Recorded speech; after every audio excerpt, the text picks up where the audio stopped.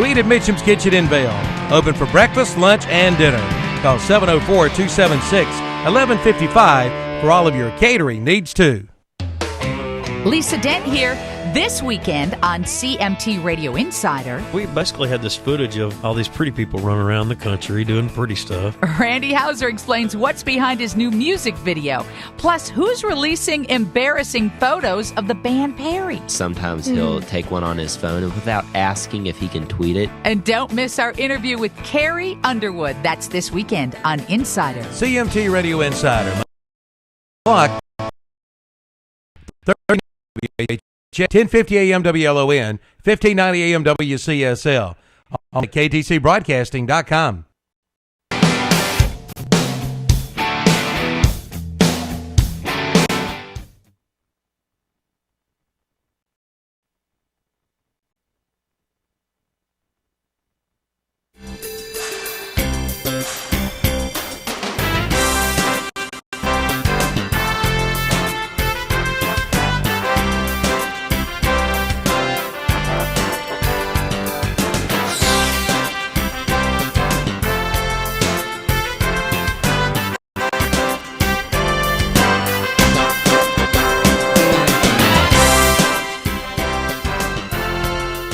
And a very good morning to you. It's time now for the Community Profile on this Wednesday, 2nd of May. In the studio is Sandy Alexander, executive producer for the program today. And with you, Sandy, you have a special guest today. I'll turn it over to you for our interview today. Thanks, Milton. Today's guest, we have Doug Murphy. Doug has Parkinson's disease, and he's here to talk to us about it, about the symptoms, and maybe there's somebody out there that has a symptom, don't know it, and they need to be seen. So then they got a benefit coming up. So Mr. Murphy, talk to us about Parkinson's. Okay, well, for years, Parkinson's disease has primarily been known as a brain disease, but actually in recent years now we're referring to it more as a neuro disease. Recent research has demonstrated, I think for the most part, and a lot of neurologists and scientists have come aboard on this idea, that Parkinson's probably does not start in the brain, but maybe even in the gut or what is called the olfactory bulb portion of the brain, which has to do with smell, because an early on symptom of Parkinson's can be a loss of smell. That's one thing. Also, early symptoms can be gastroenterological symptoms. It can be urinary tract symptoms. It can be any number of things. There are so many of the non-motor symptoms that appear. And people, when they start having those, they don't know what's going on. So if they would get to a doctor and maybe explain what is going on, I think more doctors now, particularly neurologists, are coming on board of understanding that when a person is diagnosed with Parkinson's disease because of, say, tremor or gait problems, walking or balance, any one of the four main motor symptoms, we call them, that probably the person has had Parkinson's for quite a while. And so a lot of people who are diagnosed now, and in the United States about 60,000 new cases are diagnosed every year. We have between 1 and 1.5 million people, we think, in the United States with Parkinson's. There are more people with Parkinson's disease than with muscular dystrophy, muscular sclerosis, and Lou Gehrig's disease combined. And a lot of people are shocked to hear that. But what I was going to say is, by the time a person has these motor symptoms and goes to a doctor, whether it be a family doctor or a neurologist, he or she has probably had Parkinson's disease maybe for 10 years or more. And it just didn't show up as you say, the tremors and the four main motor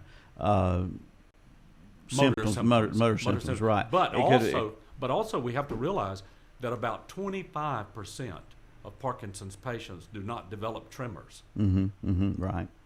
Okay, now can Parkinson's strike at any age? I know, one of the famous cases is the actor Michael J. Fox, who was fairly young when he developed. And Muhammad Ali. Ali, and there was some talk whether the boxing career had anything to do with Ollie's. I don't know if that's ever been solved or not. That has not been completely determined. Yeah. But 60 is the average age for a diagnosis in the United States. A person who is diagnosed 50 or under is what we call young onset Parkinson's, and that's not unusual. That can happen. For example, I started a Parkinson's disease support group a little over 3 years ago. We meet monthly at the Senior Center in Shelby on the second Tuesday of every month at 1:30 in the afternoon. And I have people in that group in their 80s, and I have who were diagnosed with Parkinson's after 80, and I have some people in the group who were diagnosed in their 30s. So, and we have a lot in between. Yeah. Well, I'm sorry, Sandy. excuse me, Go ahead. we noticed that my daddy had Parkinson's, but we noticed his hands shaking, and that told us something wasn't right. And then his gait, he would shuffle his feet, and that's what got us to take him to the doctor when he was diagnosed. But you're saying necessarily those symptoms don't have to show up. Well, not only that, but people who have some of those motor symptoms do not have Parkinson's disease as such, have what we call Parkinsonism. And Parkinsonism symptoms can be caused by drugs, can be caused by stroke, can be caused by a fall and hitting the head. Various things can cause what we call Parkinsonism. But there is actually only one Parkinson's disease. And it's hard diagnosed, although we are hopeful right now that there are some lab tests that are going to be able to be done in the future. They're working right now on 4 particular lab tests. One is a blood test, one is a saliva gland test from the saliva gland under the chin, and one is voice analysis, and the other is colonoscopy, believe it or not. And the reason why they're working on that colonoscopy theory is because they knew that a person could be diagnosed accurately with Parkinson's post-mortem after death, autopsy, because they found in the brain, or are still finding in the brain of those patients, a substance called Lewy bodies. And now they have discovered that Lewy bodies are not just restricted to the brain, but Lewy bodies have been discovered in the gut. So some scientists, some neurologists, experts who are doing research on Parkinson's disease actually are thinking that perhaps this disease starts in the gut. And with that, you have to realize that there's going to be symptoms there. And if doctors aren't well trained in this, they're not going to know. For example, several years ago, I had a colonoscopy, and the doctor discovered, guess what? Nothing. There was nothing in there. But I kept having symptoms. So he put me on a drug called dicyclamine for irritable bowel symptoms and other gastroenterological problems. And for the first time after I had taken that drug for a while, I wanted to go out to eat. Or I wanted to go to a friend's house who invited my wife and me to go eat. Other than that, I wouldn't eat except at home because I knew I was going to have so much difficulty. Okay. And you were diagnosed with Parkinson's after that. The Parkinson, is it something that runs in families? Does it have any sort of clear course in that regard? That's an interesting question and a good question. My maternal grandmother, my mother's dad, had Parkinson's. My mother had Parkinson's. I have Parkinson's. Is there a genetic factor there? Probably. But I think where we are right now in all the research, I prefer to continue to talk about Parkinson's as what we call idiopathic, meaning we don't know the cause. We have discovered some genetic mutation factors, and we've also discovered some environmental factors. Paraquat, for example, which has been used in farming for years, spraying thing, that has now been linked to Parkinson's. Now here's the problem with that, particularly with the genetic factor. You would think if it's entirely genetic, that if one identical twin was diagnosed with Parkinson, the other one would be too. But they have done studies on identical twins. One has Parkinson's, disease, the other doesn't. Really? So the question arises then, why doesn't the other if it's totally genetic? Yeah, that is. And odd. the only answer that scientists so far have been able to come up with, if they would say it's not totally genetic, they would say in this case that there was something environmental that contributed to the one twin getting Parkinson's and the other not getting it. Yeah. But that's just a theory. Yeah. We don't know for sure. Well, that's interesting. I understand on June the 8th there's going to be a benefit. Now tell us about that. Oh, yes. Dr. Kevin Klein of Klein Neurology and Sleep Disorder in Shelby is my neurologist. He and I got together and started talking about the possibility of starting a fund. And we have started a fund. It's called Cleveland County Parkinson's Disease Fund. And it's being administered through the Greater Cleveland County Baptist Association office on White Road in Shelby, because they're a 501c3 organization. They're handling all the administrative stuff for us at no charge, by the way, so that people who donate to that fund can get a tax write-off. It's tax deductible. Okay. We also started talking about we need to have a benefit of some kind to bring attention to this more in Cleveland County. So we came up with the idea of Keith Henderson in Charlotte, North Carolina, in Chapel Hill, North Carolina. And the reason my focus turned to him is because Keith's son and my son rent a house together. They're both bachelors in Charlotte. And they also work together some. So I got in touch with Keith Henderson in Chapel Hill after my son told me about him. He said, "Dad, he does Elvis Presley songs, and he's been doing it for years and years." So I went to his website, started listening to some samples. I almost fell out of my chair. I said, "The man sounds just like Elvis Presley." I went to the kitchen, got my wife, brought her in there. I said, "Phyllis, listen to this." She said, "That's not Keith Henderson singing, that's Elvis." Yeah. I said, "It's not Elvis, it's Keith Henderson." Well, you did the same to me over the phone. Well, let me give you this little tidbit, too, I think is pretty good. Dr. Klein and I did a talk on Parkinson's at the hospital to the local Pharmacists Association back in February. I started the program off that evening by playing clips. Said I'm playing clips of Elvis songs, which is true, they are Elvis songs, just not Elvis singing them. That's right. But they didn't know that. So after we had given our talks, I went back to that to tell them why, because we were planning the concert. I wanted to tell them about it. But anyway, I said, I want you to be honest with me. How many of you knew that was not Elvis Presley singing? There were about 70, 80, maybe as many as 90 people in the room. Not a hand went up. Not one person knew it was not Elvis. That's incredible. Well, That's incredible. here he is. Yeah. And Yep. I talked to him. I talked to him. Try to hold it up to the camera there to I'm see trying. that it won't. Your microphone's in the way. Anyway, there you go. There you did go. you get it? Yeah. I talked to him by phone, and he sang me a snippet over the phone. Amazing. He even talked like it. Yeah, I know. But his wife Sarah told me that he's been singing this way since he was in high school. So he is like an Elvis illusionist. He don't like to be impersonator. Yes, he hates that term, Yeah. impersonator. And let me tell you something about him too. He has won an international competition that against people from all over the world.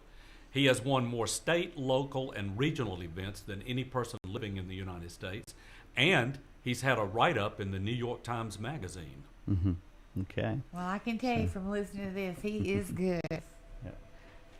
And he's coming with his full band. It's Okay. not going to be a track concert. All right. And so when is this going to be? June 8th at the Don Gibson Theater, 7 p.m. That's the second Saturday in June.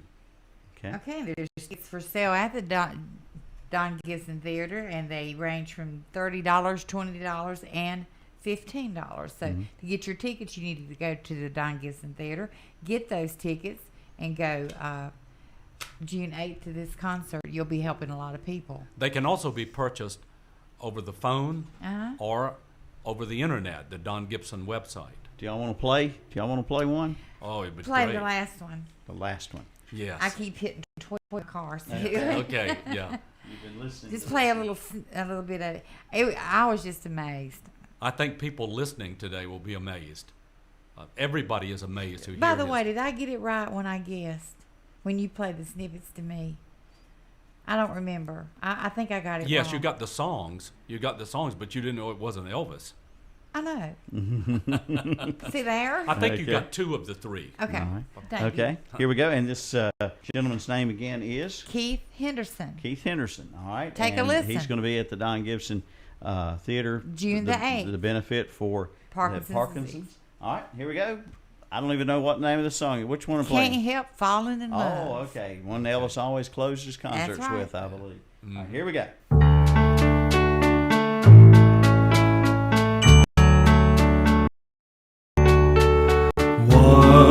Wise men say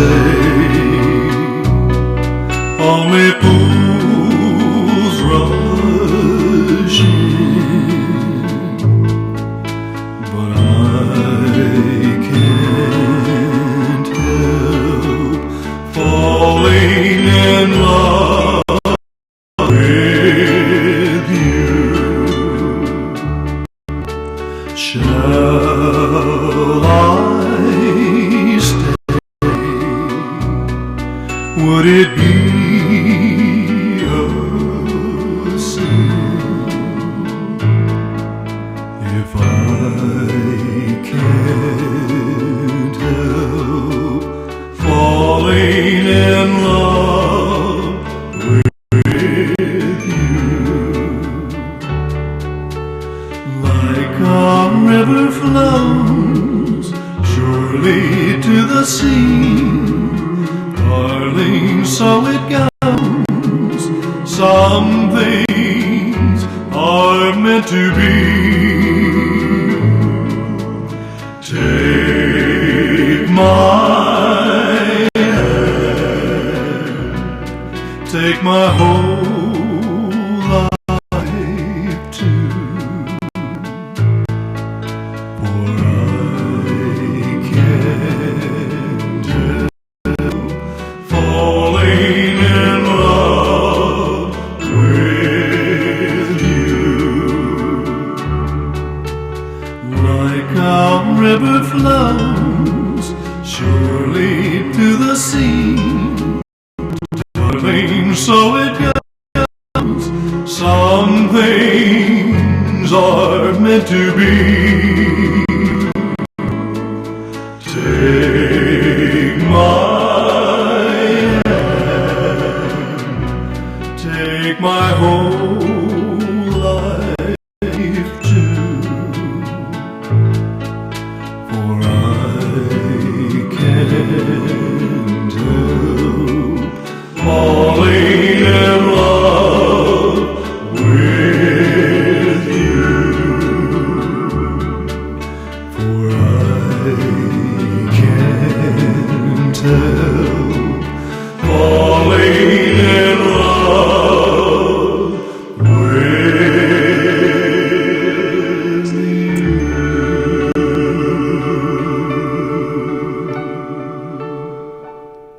All right, that's a sample of some of what you'll hear on June the 8th at I the tell you Don what. Gibson Theater. Mr. Henderson's pretty got impressive. it down. That's Yes. good. And also, if I could add this, I'm supposed to be at the farmers market on Saturday in Uptown Shelby, and with flyers that I'm going to have available for people. And I think they're going to be playing Keith Henderson's music in the background Oh, really? at the farmers market this Saturday and possibly the following Saturday. Well, I tell you, I hope and I wish you well, Mr. Murphy.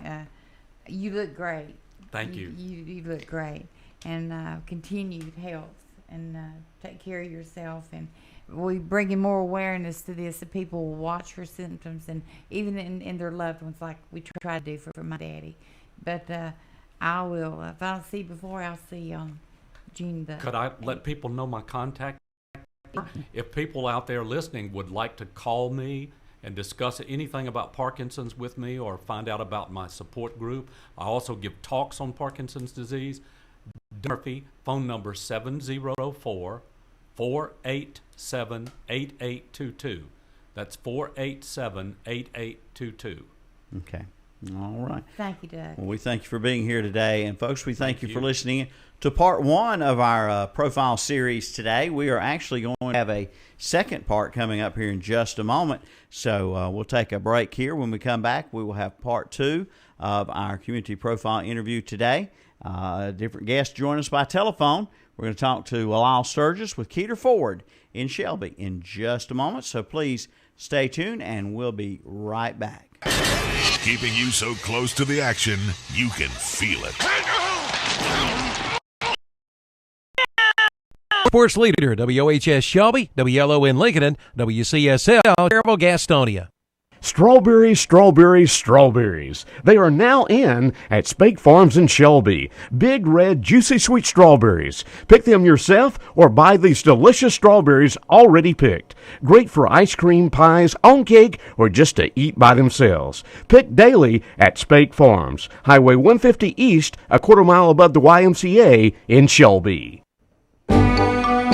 It's up in Cleveland, Gaston, and Lincoln counties. Brought to you by the What's Up Shopper and Big O Country WHS, WCSL, and WLON. Hospice of Cleveland County announces their Camp Mostly Smiles Friday, June 14th from 9 a.m. till 3 p.m.